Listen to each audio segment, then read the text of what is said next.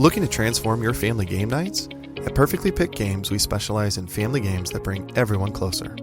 Our games aren't just fun. Kids and teens will learn how to take turns, develop basic strategy skills, and understand the thrill of winning and grace of losing.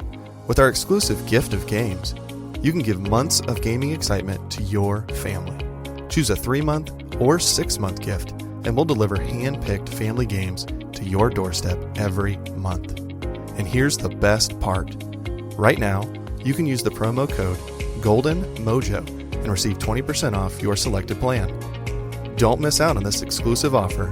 Use promo code GOLDENMOJO and save 20% today at Perfectly Picked Games.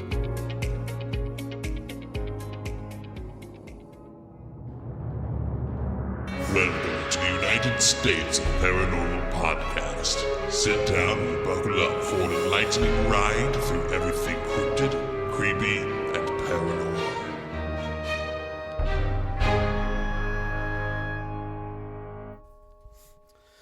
Hello, all of my paranormal freaks out there. It is I, Golden J, hanging out with The Rocker Chick and Jdubb. And welcome to the United States of Paranormal. Woo. We're back again this week to bring you the cryptid, creepy, and spooky paranormal bullshit that's going on. I don't know what I'm saying. I'm babbling at that point right there. Sorry, Babble. guys. Babble, It's babble. not bullshit. It's fun. Babble, babble. It's fun. Have a good time with it. It's right. Yeah. Yeah. How you guys doing? All right. Yeah? Doing all right? Mm-hmm. I don't know if you guys on Patreon can see, but Jen is rocking out the Other Side sweatshirt, which you can find at the UnitedStatesParanormal.com. You can even get it in that color, but it does come in several other colors. I'm going to tell you guys right now, they do run small, so go big. Go big When or Mason, go home. Yeah, when Mason was here, he was rocking out his Haskins sweatshirt. Look good on him. Mm-hmm. And that printing company does an amazing job. Yeah.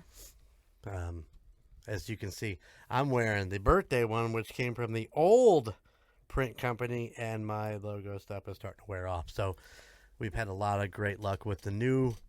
Are you going to flash your boobs at And the I'm camera? wearing a clown-tober. The Rocker Chick is wearing her clown-tober, showing you her undershirt.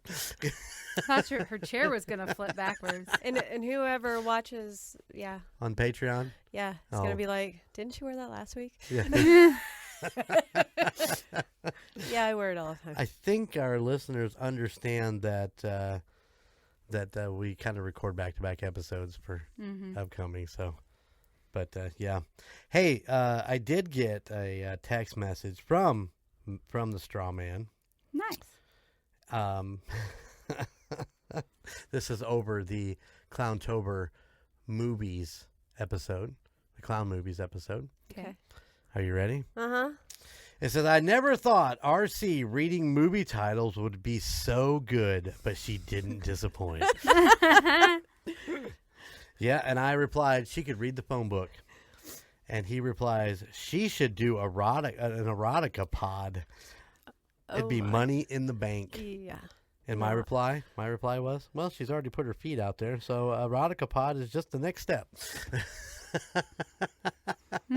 Nope. What do you think? That would make me, I would probably be laughing. And I mean, I was thinking about it, and when I got the text, I'm like, why wouldn't we kind of go in that direction? What could we do? Would you write your own erotica story and then just read it? Or would you like read one from like Penthouse Forum or, do those even still exist? I don't know, but I was delivering a pizza. Oh, wait. Hi. People call me Frankie Vegas. Oh, boy. And I was out delivering a pizza the other day. I mean, I don't know that it works, but Ooh, I don't think I could do it. I don't know. I mean, we should definitely try one time just for fun. Just sit in the studio and read some weird fucking I think I have some old penthouse stuff in around here somewhere that we could find some stories in there. There you go. There you go. We'll try.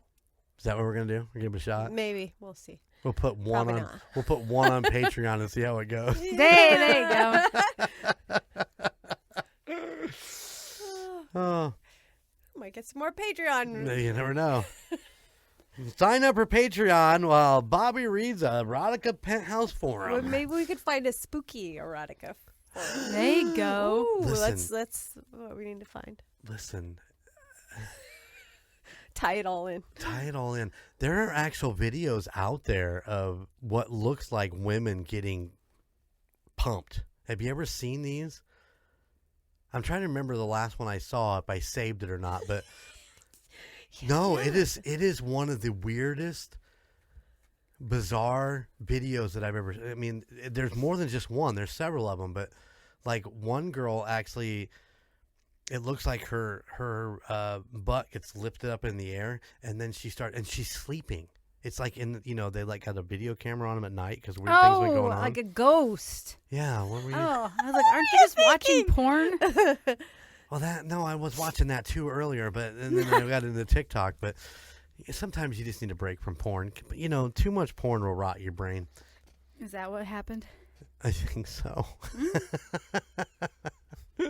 Hey, real quick before we get too deep into this, if you don't want to hear our banter, there is a timestamp in the show notes.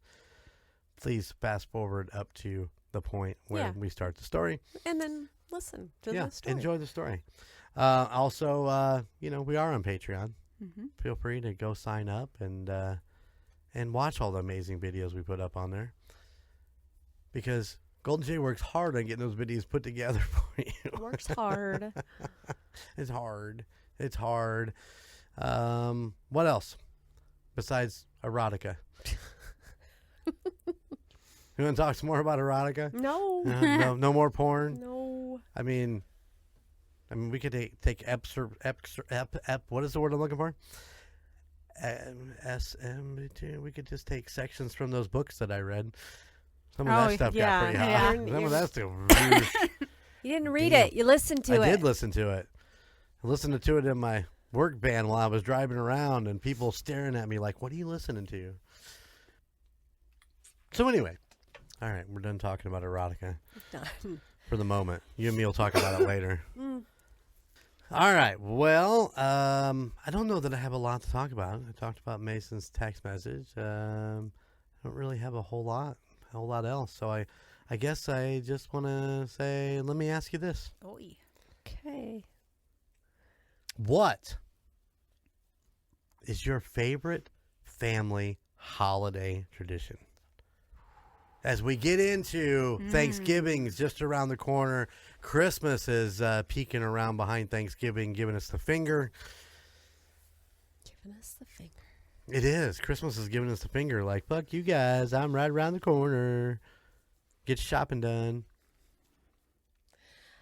I would have to say, well, my first thought is Christmas morning. Everybody's there opening presents. But no. No, that's not your favorite? I love Christmas, but I'd have to say New Year's egg rolls are my favorite. Making homemade egg rolls at New Year's. That's a good tradition. Because Christmas has gotten just overexposed, I think, a little bit. I mean, I love being with everybody, but yeah, I love New Year's Day. It's quiet. We're making egg rolls. And football's on. Even if people don't come to eat the egg rolls, they come and get leftovers, or if they don't come and help make the egg rolls, they'll come. Bring me an egg roll, Jeremy. All right. It's our tradition, and it's been that way for a long time. Yeah. It all started off with she wanted to do corned beef and cabbage. Yeah, because you're supposed to start the new year off with some type of cabbage meal. And it's supposed to bring luck, which, I mean... And egg rolls are just damn delicious. So. And they're full of cabbage. So, So I mean, I make all the filling, and then most of the time the kids are there to roll them up with Jeremy, and so. And we deep fry some, and we bake some, and we've tried air frying some, but I don't know, they just don't come across as good. Yeah. The deep fried ones, though. Yeah. Oh my God. Oh, they're so bad for you, but they're so good. Just like me. Mm-hmm. Hint, hint, wink, wink. Hint, hint. I can't have a whole lot of cabbage because of, it gives you gas. Mm-hmm. But I could do an egg roll. Oh, we will Well, make see, sure. I've got an exception that won't eat cabbage, so I have to make some filling without cabbage. Sometimes, Oh. so we do make exceptions. People don't like cooked cabbage, Bobby. Yeah, It's but just, it's just that's the what thing. makes an egg roll. That gives it the flavor. Is that? I won't just. And that I thought it was a defeats the sausage. purpose of cabbage for the new year. And anyways, true. it's okay. That's true. Pass. Move Go, on. Jdubb. I have to agree with you about Christmas morning, but my favorite from when I was a kid is my dad every Halloween would take me trick-or-treating. Mhm. My mom would stay home and pass out candy, and my dad would take me trick-or-treating. You know what? That's interesting because I was talking to Gunnar and Sarah earlier, and this being it's Sophia's second Halloween. I mean, really, she was really, really, really small for the first one because she just turned. She was 1. 11 days old. Yeah. But they were kind of talking about what they were going to do this year, and Sarah's like, "Well, it was like, we're going to stay home and hand out candy, or we're going to take her out trick or treating," and Gunnar's like, "Well, we could do both," and Sarah's like, "You can't do both. You got to pick one or the other." But that's an option too, where they could take her. One of them could take her out, and the other one could stay home and hand out candy. Yeah. My mom always took my brother, and then my dad always took me. That's pretty cool. I like that. So basically, what you're saying is that Gunnar and Sarah should have another child, so that one of them can just swap. One can take one. One can go trick or treating while the other one stays home, hands out candy with the other one. Yeah. So there you go, Gunnar. Get on that. You can take that literally if you want to. Oh, jeez. Terrible. Make that baby. Make it. I think I don't really have a favorite family holiday tradition. I kind of like them all. We've kind of changed up our whole Thanksgiving thing. We used to do Thanksgiving on Thanksgiving. But, as the family grows, you add in family members, and they've got families that do specific things. And, we've been trying to really be open to what we do. I think this Thanksgiving we're doing everything on Saturday instead of Thursday. But I think me and the Rocker Chick will do a little solo Thanksgiving on Thursday, which I really like that. Yeah. When it's just the two of us hanging out, eating turkey, getting fat together. Yeah, like a banquet meal or something. Whatever. It's just a turkey sandwich. It's deli meat, damn it. That's right. Whip up something some instant potatoes and throw some brown gravy on them. Fuck yeah. You could get like those meals from like Bob Evans. They Could. do Thanksgiving dinners, Yep. pre-made and everything. Yeah, but I don't mean we don't mind, Yeah, I don't mind cooking just for us, but cooking for the whole family anymore is crazy around that time of year. So yeah, I'm glad the kids have taken over that. Absolutely. But the biggest and best holiday, I don't know that I necessarily have a tradition for it. Well, I do, because I take the entire week off, but the biggest and best holiday is my birthday. Yeah, you figures. Usually there's a trip to Sweetwater in there, and, I just buy myself whatever I want, and I spoil myself, and I stay up late because I took the whole week off, because... It's true. You're a It's slacker. true. I love it. I love getting my birthday off. I think everybody should have their birthday off. I always feel sad for people when they say I have to work on their birthday. Because it's your birthday. You're supposed to go do things and have fun and enjoy life because you're another year around the sun. Just another day. No, Jdubb, it's not. It's your birthday. Okay. All right. Well, are we ready to get into today's story? Yeah. Are you sure? I don't know. I'm not too thrilled about this one. Yeah? Yeah. Okay. Well, let's make it exciting for you. Woohoo! Here we I'm go. all fired up. I don't even know what you're doing. Ready?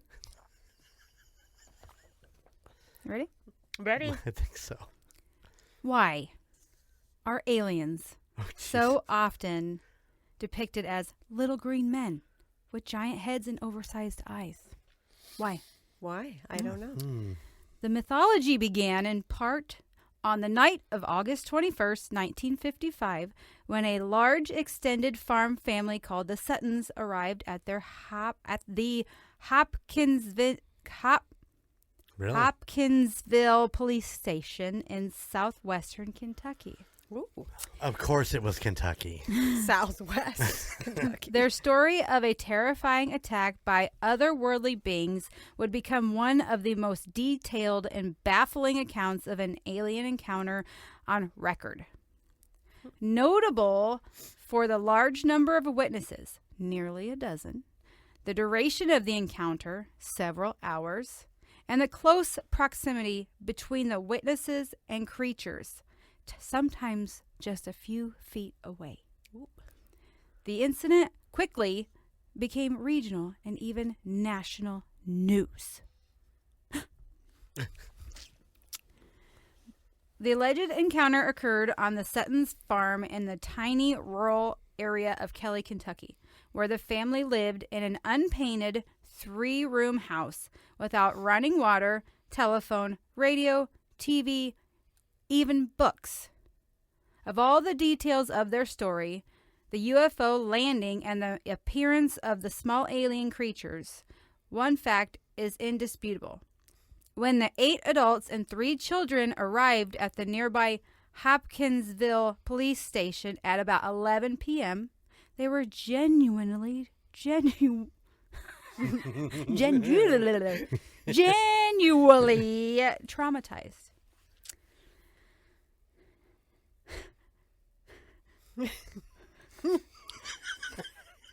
You okay over there? These aren't the kind of people who normally run to the police for help, Police Officer Chief Russell Greenwell later told the investigators. What they do is reach for their guns. Yet here they are, women and children, hysterical, and one man with a pulse of 140 beats per minute, measured by an investigator. According to accounts... Did you like that? Yeah, that was Okay. That was really good. According to accounts given to the police, at about 7 p.m. on the hot Sunday evening, Sutton family friend Billy Ray Taylor was getting water from the backyard well when he saw a silvery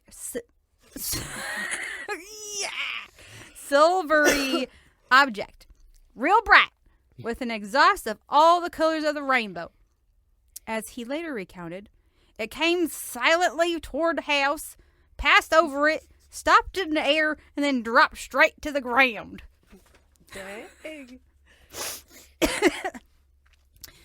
Taylor, 21, and his 18-year-old wife had come from Pennsylvania to visit Lucky Sutton, with whom he had worked on a traveling carnival.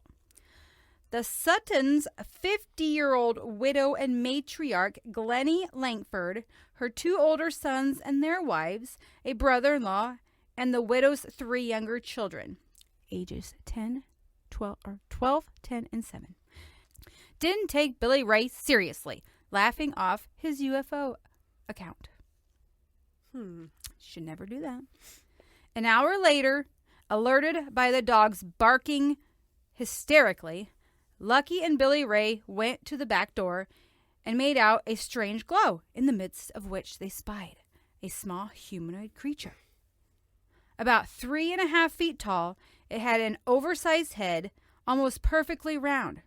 Its arms extended almost to the ground, its hands had talons, and its oversized eyes glowed with a yellowish light.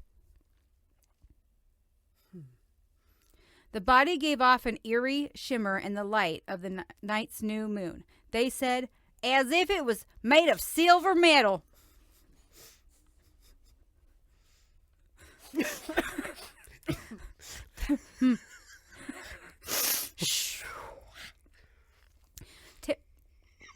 Jeremy, stop. As if it was made of silver metal. Terrified, the two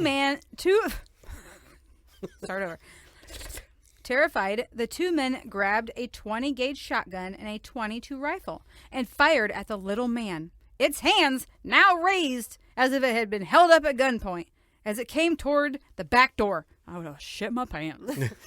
They reported that it then did a flip, scrambled upright, and fled into the darkness. Really? Yeah. Shortly after, the men saw a similar creature appear in a side window and fired through the window screen.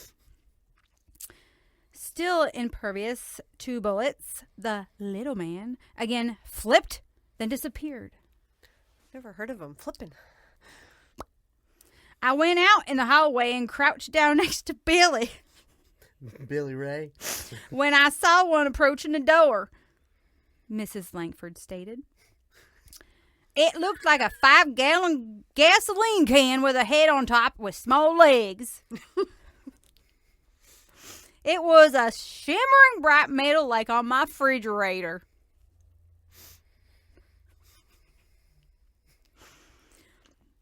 The drama escalated when Taylor stepped outside under the small overhanging roof, and those behind him saw a claw-like hand reach down and touch his hair. The group screamed and pulled Taylor back while Lucky shot above the overhang and then at another similar creature in the nearby woods. It floated to the ground and then scurried into the woods. The Suttons moved inside and spent several hours listening for movements, hearing mostly occasionally scratches on the roof. At 11 p.m., the whole group ran for the cars and hightailed it to the Hopkinsonville police station at top speed. After the local police called for backup, his team was joined at the Sutton farm by state police, military police from nearby Fort Campbell, and a photographer from the Kentucky New Era. There, investigators found shell casings from the gun, but no other evidence. Neither could they find proof of heavy drinking, and according to the matriarch, liquor was never allowed in my farmhouse. Once the police and the others left, though, the creatures returned between 2:30 a.m. and daybreak.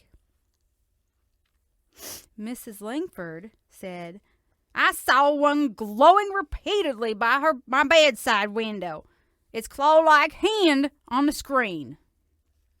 In the following days, after radio stations and newspapers reported the incident, hundreds of curiosity seekers descended on the farm, often ridiculing the Suttons as ignorant or fraudulent. When no trespassing signs proved useless at discouraging them, the family tried charging 50 cents for entering the grounds, $1 for information, $10 for taking pictures. After that, skeptics blasted them as fortune-seeking frauds. Actually, sounds like a smart choice on their part to start charging for all that. As the Kelly story spread into the world, it took on a life of its own. The number of little men grew to a dozen or more. A few years later, the little metallic men were conflated with Eastern Kentucky woman's report of a flying saucer and 6-foot-tall man in all green, helping launch the myth of the little green men. The day after the incident, police investigators returned to the farmhouse searching for evidence of a saucer landing, footprints, blood trails, or scratch marks on the roof. They found nothing. Bud Ledwith, a local radio station employee, interviewed the adult eyewitnesses and made drawings based on their account. According to Davis, he was impressed by their remarkable specificity and consistency. even though the men were away from the farmhouse all day, unable to coordinate with the others. While the incident eventually attracted the attention of the Air Force UFO investigation program, Project Blue Book, documents suggest that its team never officially pursued the matter, beyond checking in with their Fort Campbell counterparts who had been briefly at the scene the night.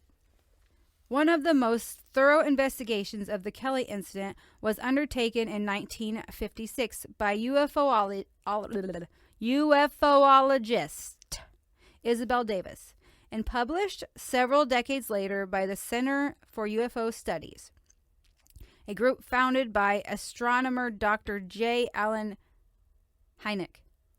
Project Blue Book's civilian investigator. Her nearly 200-page report, co-written with Bill and Ted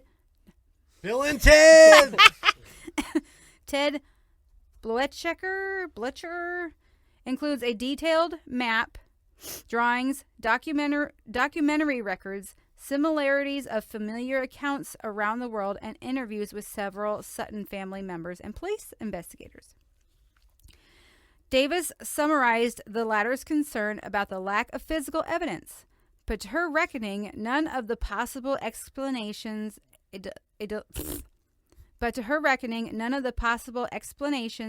a deliberate hoax, a publicity play, group hallucinations made sense. While questions arose about whether the young men were exaggerating, possibly fueled by hidden stories of liquor, Davis's strong impression after meeting Mrs. Langford was one of a somber, no-nonsense matriarch who had no reason to lie. None of the witnesses, Davis noted, had any history of making crazy allegations. Words are hard. Yes, they are. In 2006, Joe Nickel, senior researcher of the International Committee for Skeptical Inquiry and a self-styled paranormal investigator, reviewed the accumulated evidence in an article entitled Siege of the Little Green Men, the 1955 Kelly, Kentucky incident. In it, he raised suspicion about what he called Billy Taylor's embroidered testimony. He matched Taylor's UFO sighting with similar reports from that day, which suggested a small meteor in the vicinity. As for the little men, Nickel floated an explanation used for other alien encounter stories: owls. In particular, the great horned owl, a.k.a. the hoot owl, has long wings that could be mistaken for arms, along with talons, yellow eyes, long ears, and a round head that might also match the little men's description. As for their metallic shine, Nickel suggests they could have easily been reflecting moonlight. But while hoot owls are known to be active at dusk and extremely aggressive when defending their nests, some investigators question characterizations of the creatures as hostile. To some, their behavior that night in Kelly appeared to be simply curious. Just curious. And that story was called The Goblins of Kentucky. Goblins of Kentucky. We had a pair unity. A guy asked if we had done that one, and I was like, nope, we're gonna do it. And then I find out it's aliens. You thought it was going to be goblins. I did. I was excited. But Well, the first thing is I know that we've discussed this, but never really at length what Project Blue Book is. mm-hmm.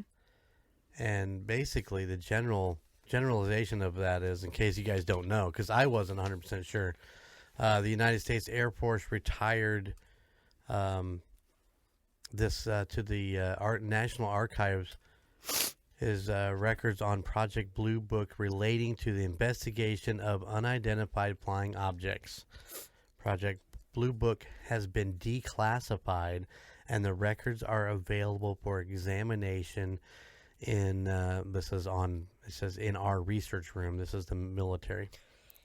Yeah, that just happened recently. The project closed in 1969 with no further information of sightings after that date.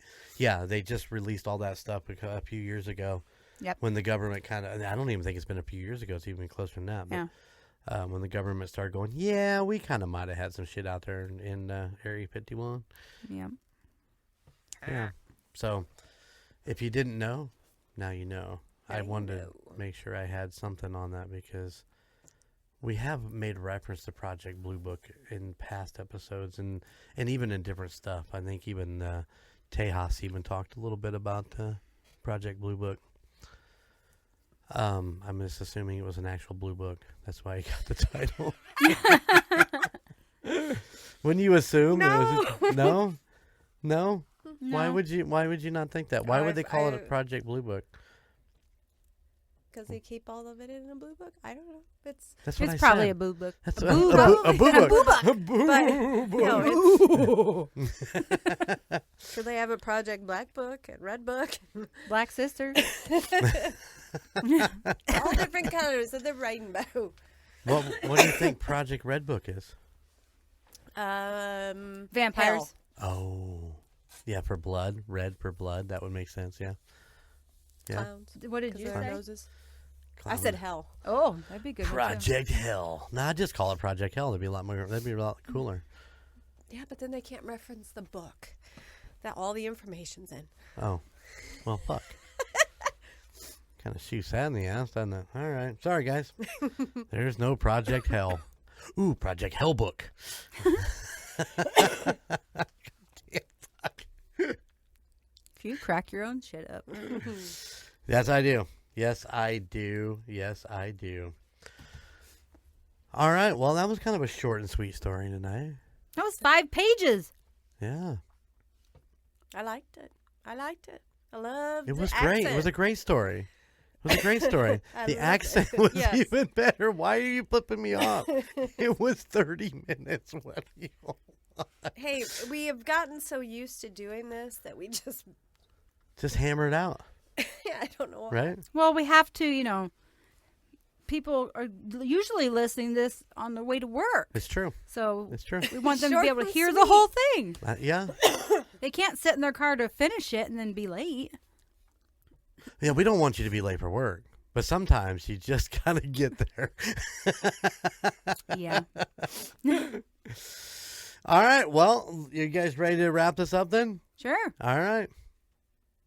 You I'm good? having issues. I see that. Yeah.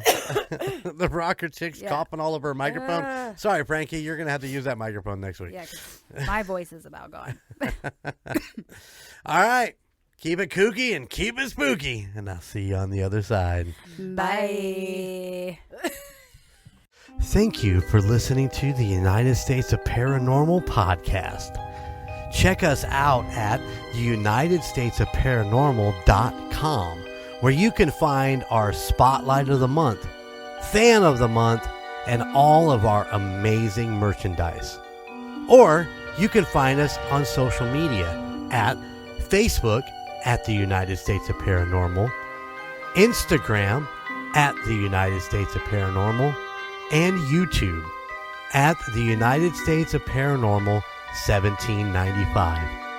And don't forget, we are now on Patreon. Just go to patreon.com/2sop.